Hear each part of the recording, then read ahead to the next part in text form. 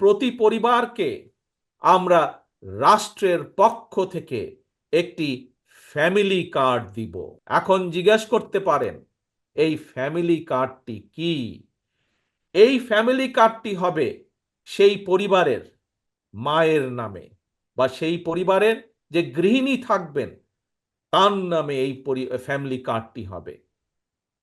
রাষ্ট্রের পক্ষ থেকে আমরা গ্রাম থেকে শুরু করে থানা, জেলা পর্যায় পর্যন্ত আমরা প্রত্যেকটি পরিবারকে চেষ্টা করব একটি পরিবারের মাসিক যে প্রয়োজনীয় খাদ্যদ্রব্য যেগুলো প্রয়োজন, তার মধ্যে কিছু সংখ্যক খাদ্যদ্রব্যের একটি নির্দিষ্ট পরিমাণ সহযোগিতা করার জন্য, যাতে করে প্রত্যেকটি পরিবারের উপরে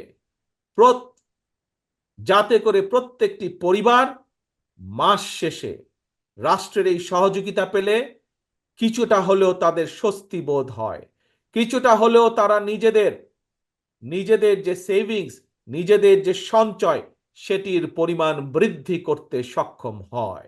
এবং তার ফলে এই সহযোগিতাটা যদি আমরা কয়েক বছর ধরে চালু রাখতে পারি, তাহলে আমি বিশ্বাস করি বাংলাদেশের গ্রামের পরিবারগুলো, গ্রামের মানুষগুলো সচ্ছলতার একটি পর্যায়ে উঠে আসতে সক্ষম হবেন। অর্থাৎ রাষ্ট্র সরাসরিভাবে প্রত্যেকটি পরিবারের পাশে, রাষ্ট্রের সামর্থ্য অনুযায়ী প্রত্যেকটি পরিবারের পাশে দাঁড়ানোর চেষ্টা করবে, তাদেরকে সহযোগিতা করার চেষ্টা করবে, তাদেরকে সাহায্য করার চেষ্টা করবে, যাতে করে তারা স্বাবলম্বী হয়ে উঠতে পারে।